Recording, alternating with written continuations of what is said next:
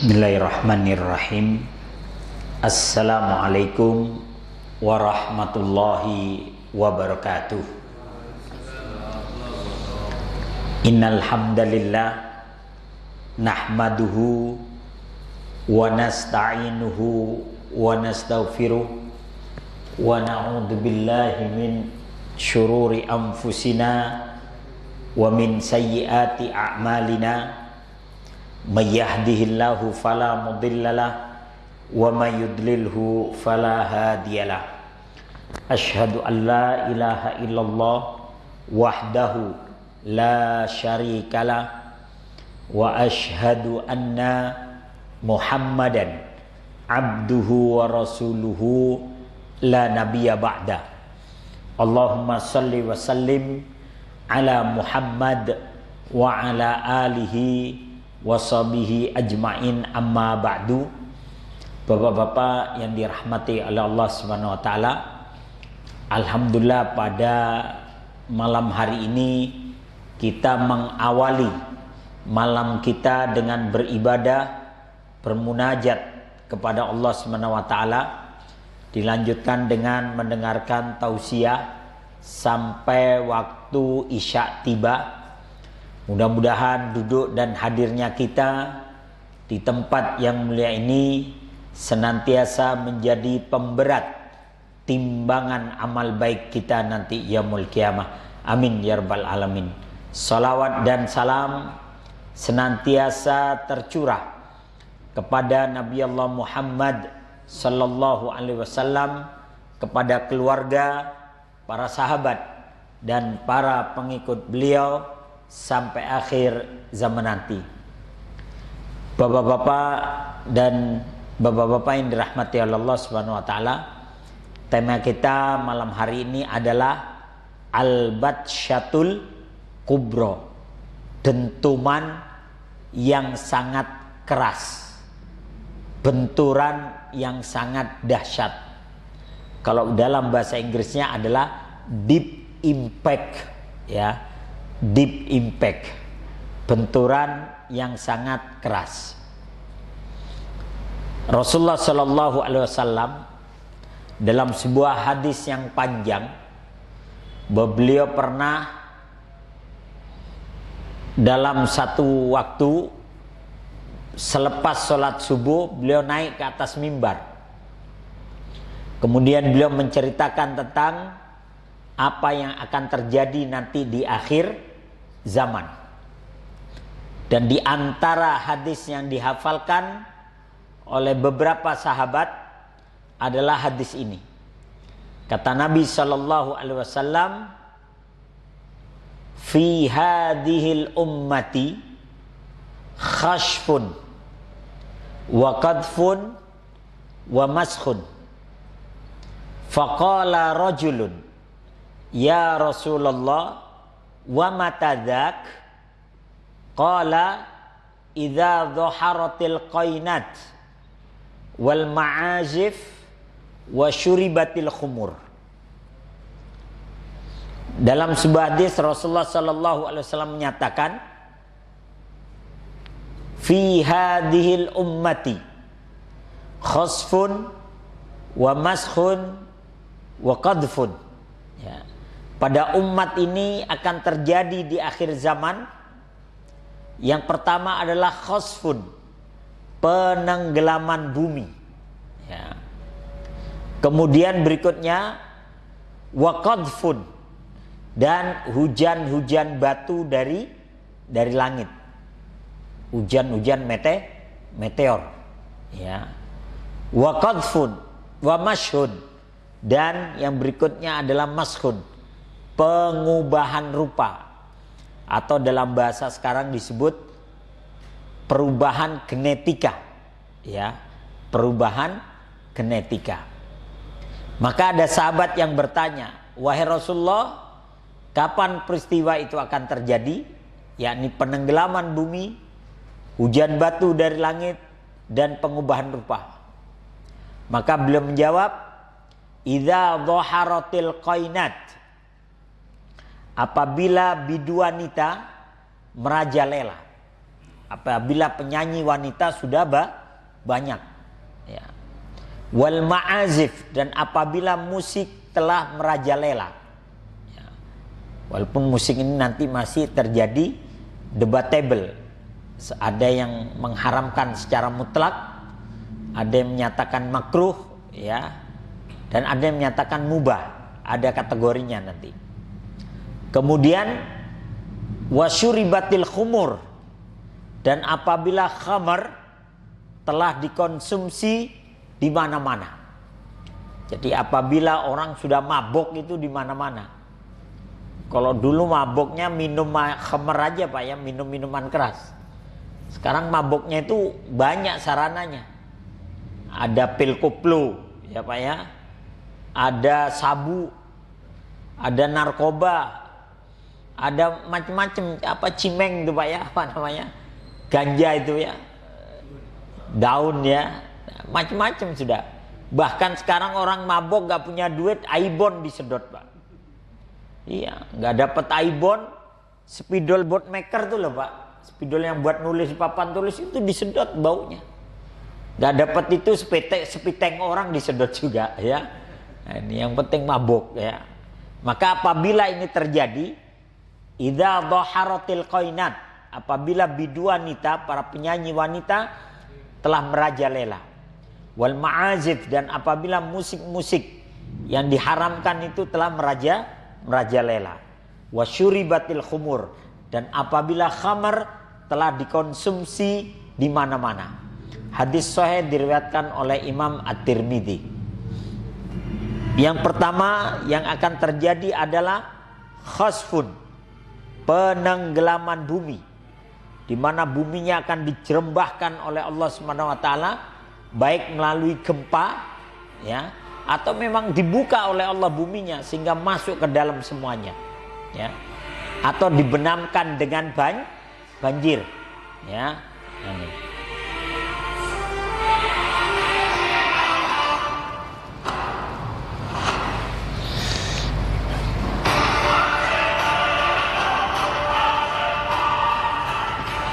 Ya, dan apabila meteor-meteor telah jatuh ke lautan, maka akan menimbulkan banjir ya.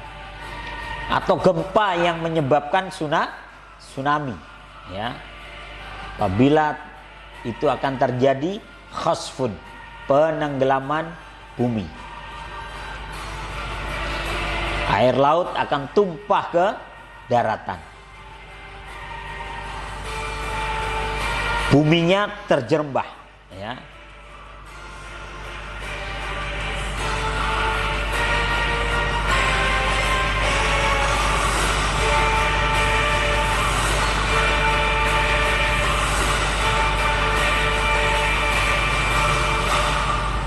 Ya, akan terjadi khasfun. Dalam surat Saba ayat 9, Allah Subhanahu wa taala menyatakan, afalam yarau ila ma baina aydihim wa ma khalfahum minas sama'i wal ard inna sya nakhshif bihimul ard ya.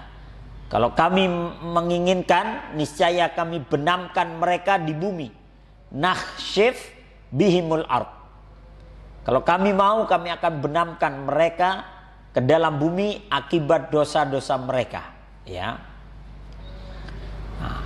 Nanti ada lagi aunuskit alaihim kisafam minas sama, atau kami jatuhkan kepada mereka gumpalan-gumpalan dari langit, yakni banyaknya jatuh meteor ya. Inna fi dzalika laayatan likulli abdin munib ya. Sesungguhnya pada yang demikian itu benar-benar terdapat tanda kekuasaan Allah bagi setiap hamba yang kembali kepadanya. Jadi yang pertama adalah khasfun, penenggelaman bumi. Atau yang berikutnya kata Nabi, au qadfun ya, hujan-hujan batu dari langit ya. Hujan-hujan batu dari langit. Meksiko dekat dengan sebuah daerah bernama Chicxulub, yang berarti ekor setan dalam bahasa Maya. Nah, ini jatuhnya meteor yang kemudian menimbulkan kawah yang besar ya. juta tahun yang lalu, ketika komet atau asteroid yang berukuran seperti satu kotak kecil atau setara 100 teraton TNT menghantam bumi dan mengakibatkan mega tsunami, gempa bumi, dan gunung meletus di seluruh permukaan bumi. Tabrakan di daerah Chicxulub tersebut membuat banyak orang-orang yang beranggapan bahwa hal itulah yang membuat Ya, dinosaurus ini punah. terjadinya meteor yang jatuh di Chicxulub Dan dikarenakan di penyebaran daerah Meksiko yang menyebabkan punahnya bangsa dinosaurus, ya. Dulu pernah terjadi dan nanti di akhir zaman akan banyak terjadi lagi. Tahun 2013 bulan Februari tanggal 15 pernah meteor jatuh di Rusia yang menyebabkan hampir 1.500 orang tewas karena jatuhnya meteor ini, dan sebagian hutan terbakar, sebagian kota hancur, ya.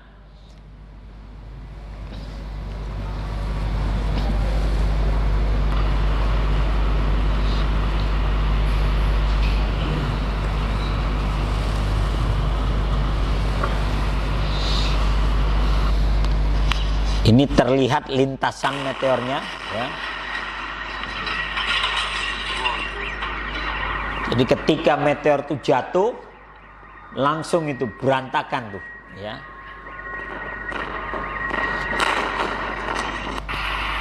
Nah, ini ketika mereka melihat lintasan meteor itu tahun 2013, ya.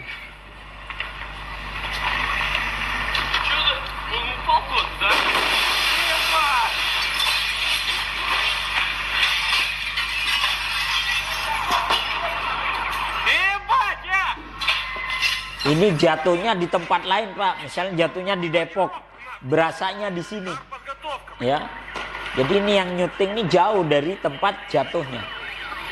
Nah, ketika itu diberitakan hampir sekitar 1.500 orang tewas, ya, karena jatuhnya meteor ini. Ya. Ini yang jauh, maksudnya yang selamat ini posisinya jauh sekali, ya. Ini. Nah, dalam surat Ad-Dukhan ayat 16 Allah menyatakan, yauma nabtishul batsyatal kubra inna muntakimun. Ingatlah hari ketika kami menghantam mereka dengan hantaman yang keras. Jadi batsyatul kubra itu dentuman yang sangat keras. Dan itu ilmuwan Amerika percaya loh, Pak, bahwa nanti di akhir zaman akan terjadi dentuman yang keras. Ya, mereka sudah bikin filmnya itu tahun 2006. Jadi tahun 2006 mereka sudah bikin filmnya, judulnya Deep Impact, ya. Nah, ini.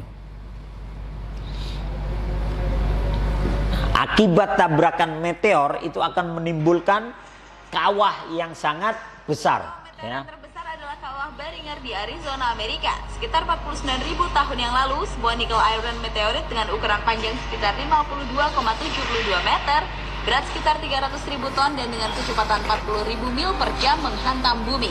Alhasil hantaman tersebut membentuk sebuah lubang raksasa yang membentang sejauh 1,2 km dan kedalaman 175 meter dan memiliki pinggiran yang terangkat setinggi 45 meter lebih tinggi dari dataran. Lokasi tabrakan tersebut berada di 55 km sebelah timur dari Flagstaff, Arizona. Kawah Beringer yang ditemukan 1902 oleh seorang ahli penambang sukses bernama Daniel Beringer tersebut hingga kini masih terawat dengan baik. Saat ini lokasi tersebut masih dimiliki oleh keluarga Daniel dan juga dikenal dengan nama Meteor Crater, Count Butte, dan Canyon Diablo. Jadi akibat dari hantaman meteor itu bisa menyebabkan seperti itu, Pak. Kedalamannya itu luar biasa, menyebabkan seperti kawah, ya. Dan itu akan terjadi. Kemudian Allah menyatakan ini, ya, afalam yarau dalam surat Saba tadi, ya, aunuskit alaihim kisafam minas sama, ya. Kalau kami mau, kalau kami menghendaki, niscaya mereka kami benamkan mereka di bumi, atau kami akan jatuhkan kepada mereka gumpalan-gumpalan dari langit, yakni meteor-meteor yang sangat besar sekali atau asteroid. Bahkan para ilmuwan mengatakan di sekitar bumi itu ada sekitar 200 asteroid yang sangat besar, dan besarnya itu seperti sebesar lapangan bola. Jadi seperti JIS itu, Pak, ya, Jakarta International Stadium itu Ada yang sebesar itu, ya. Dan itu di sekitar bumi, dalam satu orbit dengan bumi. Yang kalau itu nabrak Jakarta, selesai Jakarta. Ya. Bahkan ada ilmuwan menyatakan New York itu bisa terancam kejatuhan oleh meteor yang sebesar itu. Nah ini. Bahkan saking mereka yakinnya para ilmuwan dari NASA itu, sampai mereka membuat filmnya itu dengan judul Deep Impact, Batsyatul Kubro, benturan yang sangat keras, di mana meteor itu akan jatuh ke tengah lautan. Kalau ini disebutnya di tengah lautan, ya, di mana nanti ya menyebabkan tsunami yang luar biasa. Yang kalau dalam bahasa Arab adalah Batsyatul Kubro, dalam bahasa mereka adalah Deep Impact, benturan yang sangat keras. Tapi kalau di film ini jatuhnya di tengah laut, Pak. Ya, ini bapak dan anak yang melihat itu di pinggir laut, ya, sehingga menyebabkan tsunami yang luar biasa.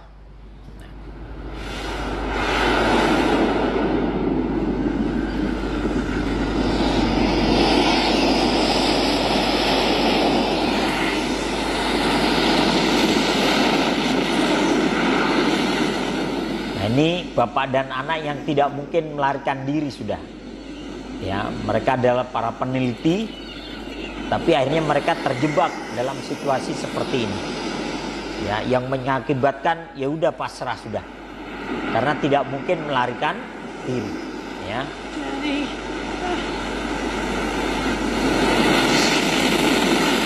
Nah, ini akibat Deep Impact, akibat Batsyatul Kubro. Ya, dentuman yang sangat keras. Ini kalau jatuhnya di laut, kalau jatuhnya tengah kota, habis kotanya. Ya.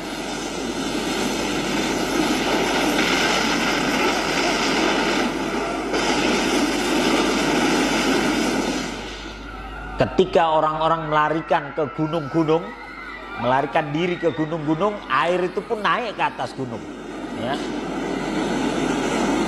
Jadi seolah-olah tak ada yang bisa selamat. Ya.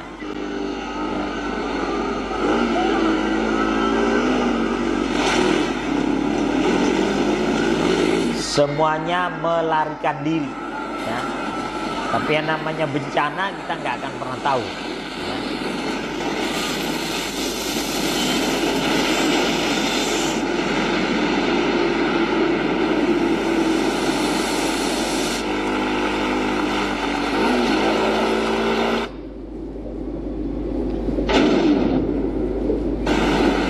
Jadi akibat hantaman asteroid ini menyebabkan kota itu tenggelam semua. Ya. Apalagi Jakarta ini, Pak. Ya. Lautnya dekat banget, ya. Kalau jatuh itu di tengah lautan, sementara ini yang jatuh itu rata-rata dari sana besar bergesekan dengan udara atau dengan atmosfer, kemudian mereka pecah menjadi kecil-kecil sehingga tidak terlalu berefek. Tapi kalau sampai dentumannya itu besar sekali, maka efeknya seperti itu. Dan itu diyakini, ya. Meteor asteroid yang mengancam bumi, ya. Fenomena asteroid yang mengancam bumi, ya. Asteroid berukuran 45 meter dan berat 0,3 juta ton sedang dalam perjalanan mendekati bumi. Asteroid ini berada di jarak terdekat dengan bumi, yaitu 30.000 km. Asteroid bernama 2012 DA14 itu berada di jarak terdekatnya dengan bumi pada hari Sabtu dini hari. Ya, posisinya dekat dengan bumi, Pak. Waktu Indonesia Dan Barat. itu bahaya sebenarnya. Jaraknya yang sangat dekat dengan bumi membuat asteroid 2012 DA14 ini melintas lebih rendah dari orbit satelit dengan kecepatan 28.000 km per jam. Ya, asteroid ini akan tampak seperti bintang yang redup, sehingga tidak mungkin untuk dilihat dengan mata telanjang. Harus menggunakan teleskop atau menggunakan binokuler, menggunakan teropong. Jadi sebelumnya sangat redup sekali, kemudian makin terang dan puncaknya itu sekitar pukul 2:30. Dan itu kita akan melihat seperti bintang yang bergerak relatif cepat. Meski berukuran cukup besar dan berjarak sangat dekat dengan bumi, asteroid ini 50 meter, Pak. tidak akan Ya. menabrak bumi. Meski demikian, jika menabrak bumi, kekuatannya setara dengan ratusan ribu kali bom Hiroshima dan bisa memusnahkan daerah seluas ibu kota Jakarta. Menurut para astronom, Jakarta bisa habis, Pak, asteroid ya. 2012 DA14 tergolong besar atau setara dengan asteroid yang menyebabkan ledakan di wilayah Rusia tahun 1908. Selain Rusia, asteroid ukuran sejenis juga pernah menabrak wilayah Arizona, Amerika Serikat, sehingga menyebabkan terbentuknya kawah seluas 1.200 meter dengan kedalaman 170 meter. Asteroid 2012 DA14 tidak berpeluang menabrak dan tidak berdampak apapun pada bumi. Namun diperkirakan 97 tahun lagi, asteroid ini akan kembali dan berpeluang besar menabrak bumi. Diperkirakan asteroid ini akan kembali melintasi bumi pada 16 Februari 2110. 2110, Pak, ya. Jadi diperkirakan dia akan melintas bumi dan ada kemungkinan menabrak itu 200 berapa tadi? 2110, ya. Itu prediksi ya dari apa yang diinikan oleh para ilmuwan, ya mereka dengan ilmunya. Tapi semua kembali kepada Allah. Karena begini, Pak, kayak lempengan bumi itu kan terus bergerak sebenarnya. Kadang terasa, kadang enggak. Kenapa tiba-tiba terasa dan menimbulkan bencana? Ya berarti ada apa-apa. Ya. Allah ingin mereka kembali kepada Allah Subhanahu wa taala. Berarti ada kesalahan di situ sehingga Allah menyebabkannya, membuatnya berasa gitu. Sehingga terjadilah musibah dan sebagainya. Bahkan yang di Cianjur tuh sudah dicatat oleh Basnas tuh kalau nggak salah, yang tewas tuh sekitar 600 berapa gitu. Semuanya sudah akibat gempa. Itu baru gempa, Pak, belum yang lain. Ya sebenarnya lempengan atau yang lainnya, lahar, gunung meletus, itu dari dulu sudah ada. Cuman kan Allah tidak akan membuat itu meledak atau bergeser kencang kalau tidak apa-apa, kalau tidak ada apa-apa. Contoh nih, polisi bawa pistol, di dalam pistolnya ada peluru. Tiap hari dibawa itu pistol ada peluru. Ya kalau nggak ada apa-apa ya pelurunya nggak keluar. Tapi ketika ada rampok keluar itu pelurunya. Ketika ada maling keluar itu pelurunya. Ketika ada begal keluar itu pelurunya. Selama nggak ada apa-apa ya aman-aman aja. Nah berarti ketika ada itu kita harus mawas diri. Ya.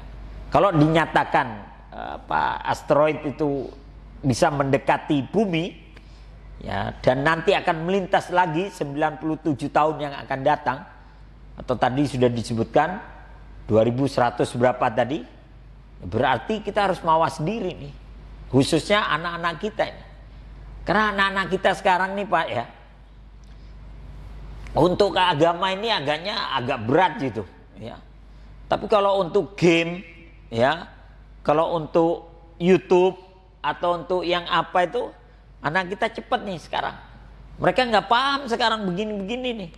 Yang mereka tahu itu Mobile Legend, yang mainnya sambil nyebut semua penghuni kebun binatang, ya, disebut semua itu, ya, itu taunya anak-anak sekarang. Kalau suruh ngaji, suruh masalah gini nggak tahu anak-anak kita. Yang bahaya di sana nanti ketika mereka tidak siap tiba-tiba terjadi bencana, ya naudzubillahi min dzalik. Jadi atau akan terjadi qadfun, yakni hujan-hujan batu dari langit. Atau yang berikutnya kata Nabi au mashun, pengubahan rupa atau perubahan genetika. Ya.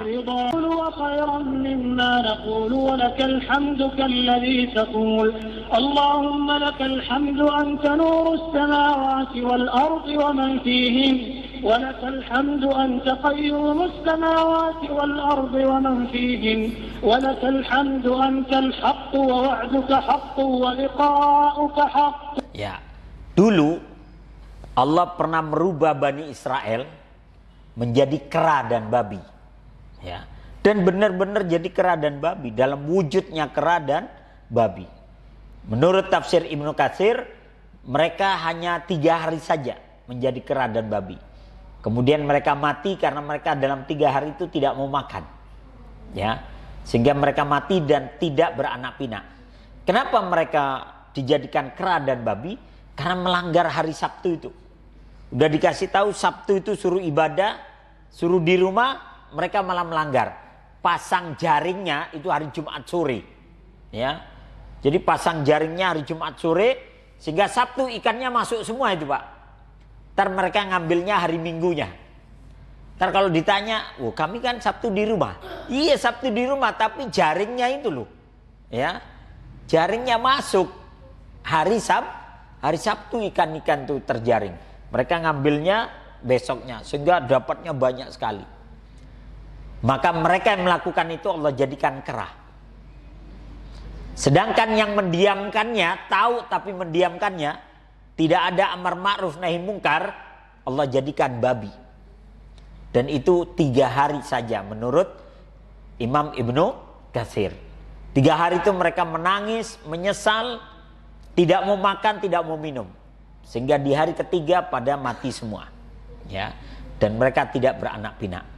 Sehingga Rasulullah SAW menyatakan dalam hadis riwayat Imam Bukhari, la yakunanna min ummati aqwamun yastahiluna al-hirra wal harir wal khamra wal ma'azif wala yanzilanna aqwamun ila janbil alamin yaruhu alaihim bisarihatin lahum ya'tihim ya'ni al-fakir lihajatin fayaqulu irji' ilaina ghadan fayubayyituhumullah wa yada'ul alam wa yamsakhu akharina qiradatan wa khanazira ila yaumil qiyamah. Kata Nabi SAW, pasti akan terjadi pada umatku. Jadi di akhir zaman nanti, kata Nabi, orang-orang yang menganggap halal perzinahan, ya, kain sutra, kemudian khamar dan ma'azif dan musik, ya. Dan sungguh akan datang orang-orang yang mendatangi para pejabat. Mereka mendatangi pejabat itu sore hari dengan membawa binatang ternak mereka. Jadi menyuap pejabat, Pak. Kalau dulu nyuapnya pakai kambing, pakai kuda, pakai sapi, pakai onta. Kalau sekarang pakai Pajero, Pak. Ya. Pakai Pajero, Fortuner, atau gratifikasi, atau apalah namanya itu, ya. Kedatangan mereka kepada pejabat itu untuk sebuah keperluan. Lantas para pejabat itu berkata, kembalilah kalian kepada kami besok. Lalu Allah menimpakan adab kepada mereka pada malam harinya, menghinakan para pejabat itu, serta mengubah sebagian lainnya menjadi kera dan babi hingga hari kiamat. Hadis diriwayatkan oleh Imam Bukhari. Walaupun ada beberapa tafsiran. Ada yang menyatakan tafsirannya bahwa mereka dijadikan kera dan babi hingga hari kiamat, benar-benar jadi kera dan babi. Sebagaimana Allah menjadikan Bani Israel. Itu tafsiran yang pertama. Tafsiran yang kedua, ya mereka tetap wujudnya manusia, tapi kelakuan mereka seperti kera dan babi. Na'udzubillahi min dzalik. Dan perubahan genetika atau pengubahan rupa itu sudah banyak terjadi, Pak. Bukan cuma di Indonesia, di tempat lain pun banyak. Ini yang terjadi di Indonesia, ya. Pengubahan rupa atau perubahan genetika, ya. Di Bone Bolango, Gorontalo, seorang anak perempuan lahir dengan ciri fisik seperti seekor kera. Laporan ini sekaligus menutup redaksi siang kali ini. Saya Dera Dwika undur diri dan sampai jumpa. Sepintas Septianingsi Abdul warga desa Tilanggo Bula, Kecamatan Ini Gorontalo, Timur, Pak. Kabupaten Ya. Bone Bongalo, Gorontalo ini normal saja. Tetapi coba lihat, bocah berusia 9 tahun ini memiliki ciri fisik seperti kera. Ya. Wajah dan Ini yang menurut para ilmuwan itu disebut perubahan genetika. Ini bayi kayak kodok, Pak. Ya.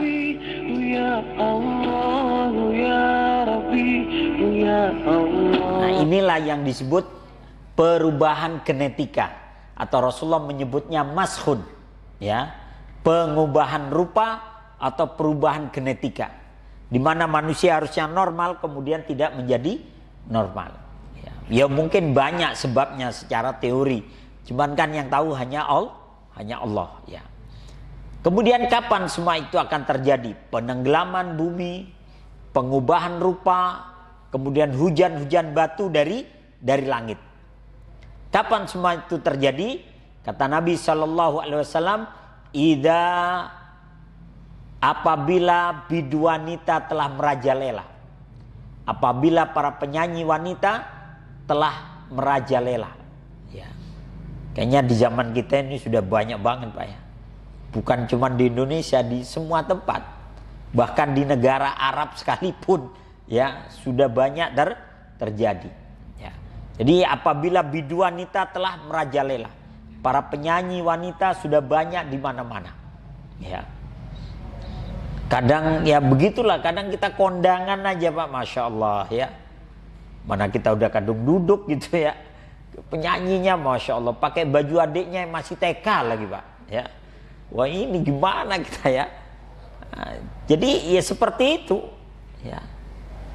Apabila bidu wanita telah merajalela. Kalau zaman Nabi itu orang pakai syair.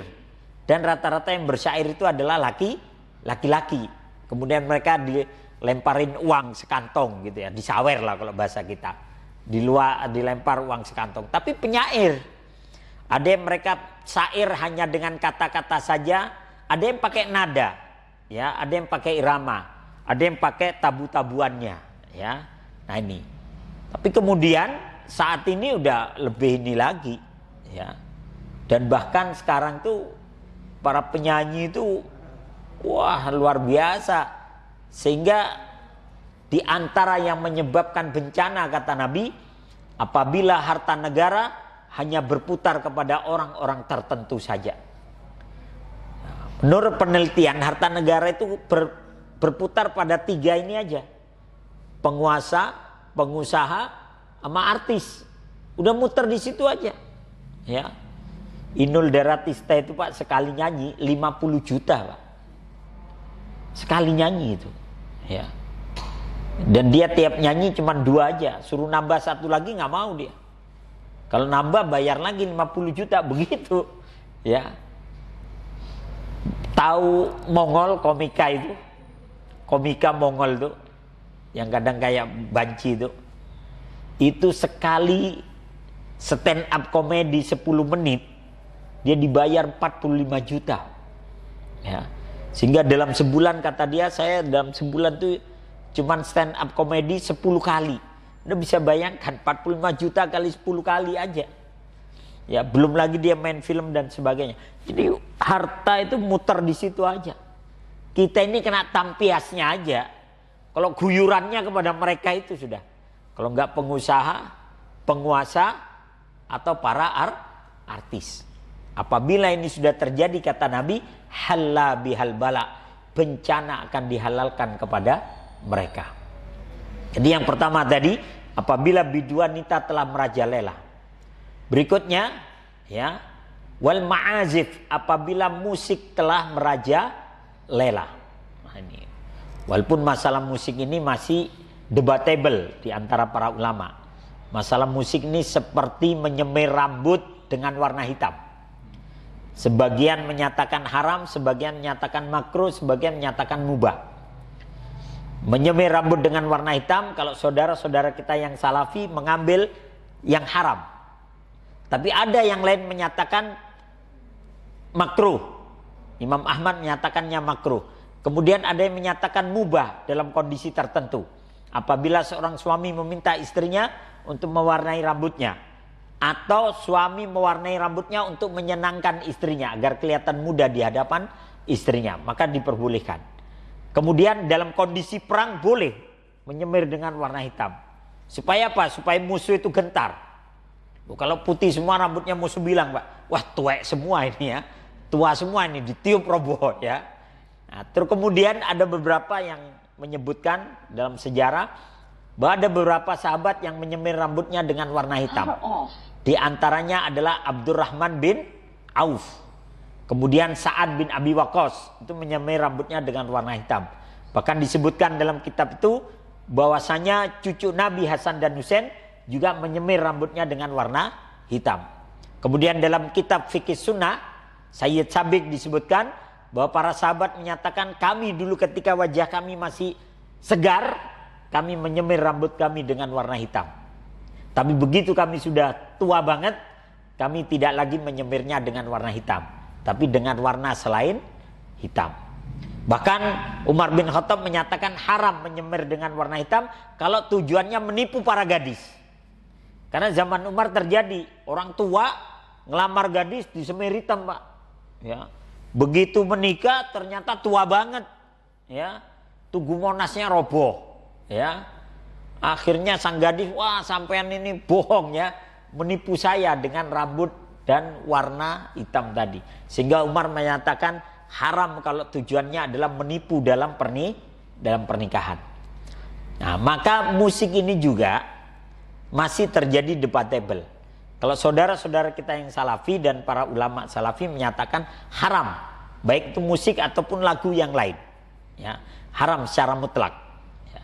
Tapi yang lain ada beberapa yang membolehkan dengan syarat, ya, bahwa lagu itu dari sisi syairnya tidak membawa kepada kemusyrikan atau kesesatan. Ya. Karena sebagian ulama mencatat ada 4 hal yang membuat lagu atau musik itu kemudian menjadi haram. Pertama dari jenis musiknya. Karena ada jenis musik yang kayak setan tuh Pak ya. Yang kayak ya rocker-rocker banget lah. Rockernya habis-habisan lah gitu ya. Nah ini. Kemudian yang kedua karena syairnya. Ada syair yang membangkitkan gelora, nggak apa-apa. Membangkitkan jiwa kita nggak apa-apa. Ya, karena Rasulullah dalam kitab Al-Id ma'a Rasulullah, Idul Fitri bersama Nabi, bahwa Nabi setelah sholat Id, Nabi rebahan. Kemudian datanglah Aisyah membawa 2 orang anak perempuan kecil, membawa rebana. Kemudian di hadapan Aisyah dan Rasulullah, anak itu menyanyikan lagu-lagu al-ba'as, lagu-lagu yang sifatnya kebangkitan, semangat berjuang. Ya. Nah, kemudian Abu Bakar datang. Kata Abu Bakar, seruling setan di rumah Nabi. Maka Nabi langsung bangun dan Nabi memberikan isyarat kepada Aisyah agar membawa anak itu masuk ke dalam. Ya. Kemudian Nabi berkata kepada Abu Bakar, ya Abu Bakar, inna likulli qaumin idan wa hakada iduna. Wahai Abu Bakar, sesungguhnya setiap kaum itu punya hari raya, punya hari di mana mereka bergembira, berbahagia. Dan beginilah hari raya kita. Maka dari hadis ini diriwayatkan oleh Imam Bukhari. Maka dari hadis ini para ulama membolehkan kalau lagu itu membawa kita pada semangat. Ya. Kayak syairnya Hamka itu, kalam suci menuntun aku berjuang, tereret maju serentak membela kebenaran. Nah, kalau seperti itu nggak apa-apa. Tapi kalau syairnya membahayakan, apalagi ngajak bunuh diri, bila ku mati kau juga mati. Nah, ini bahaya, ya bahaya seperti itu. Nah, itu yang pertama. Jadi karena syairnya. Jadi yang pertama karena jenis musiknya, yang kedua karena syairnya, yang ketiga karena penyanyinya. Penyanyinya udah tua, pakai baju adiknya yang masih TK, bisa haram. Ya. Karena pemandangannya merusak membongkar aurat. Dan yang ketiga karena dampak dari lagu itu. Ada orang yang karena lagu itu terus males-malesan.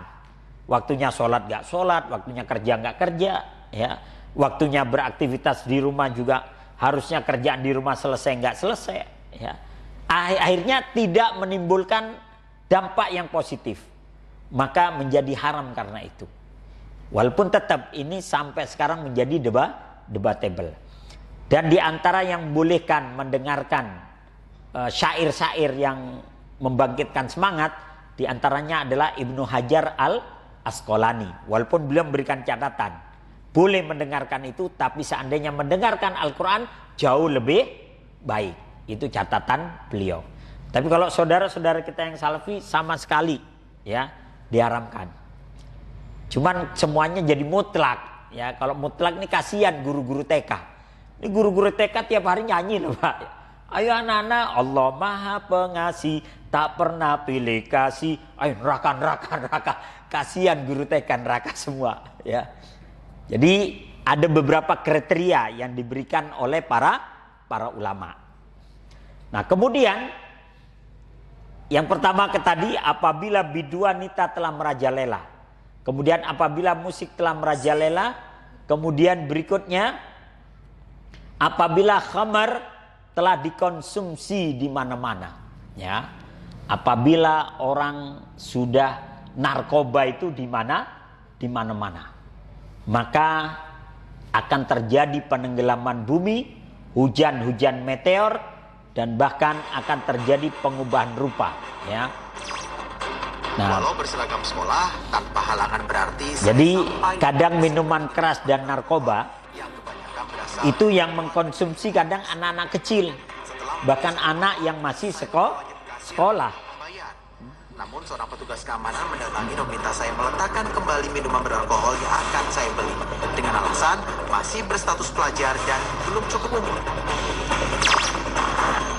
Saya mendatangi swalayan. Kadang minuman keras ini dijual terang-terangan Pak ya, di sebuah swalayan atau supermarket ya. Bahkan anak sekolah pun bisa beli. Nah ini ya. Belum lagi narkoba dan sebagainya. Naudzubillahi min dzalik. Sukses melakukan transaksi dengan mulus tanpa hambatan sama sekali.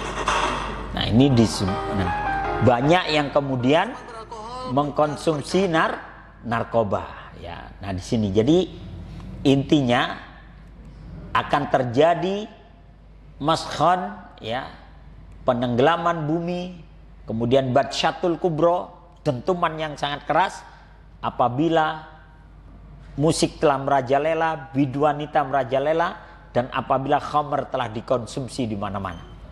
Kalau zaman kita dulu ya, yang mabok itu preman pasar Pak ya, mabok preman pasar. Sekarang yang mabok kadang anggota dewan juga Pak ya. Kemudian ada yang ada bintangnya juga, cuman maboknya di hotel gitu, jadi nggak ketahuan. Nah, ini. Tapi banyak juga yang kemudian kena gerbek dan sebagainya ya. Jadi sekarang itu udah merajalela. Yang kita khawatirkan generasi kita ini Pak ya, apalagi yang sifatnya narkoba tadi ya. Naudzubillahi min dzalik ya. Mudah-mudahan Allah menjaga kita dan keluarga kita serta generasi kita dari hal-hal yang diharamkan oleh Allah Subhanahu wa taala. Baik, inilah tentang al-batsyatul kubra, benturan yang sangat keras dan dahsyat. Memang sih ada hadis, tapi hadis ini lemah secara periwayatan. Ada hadis menyatakan begini, nanti akan terjadi benturan yang sangat keras dan itu terjadi pada bulan Ramadan. Ya, dan itu akan terjadi pada bulan Ramadan. Pada saat terjadi dalam bulan Ramadan itu 2 kali gerhana bulan. Ya, 2 kali gerhana bulan dalam satu Ramadan. Maka akan terjadi benturan yang sangat keras setelah subuh hari.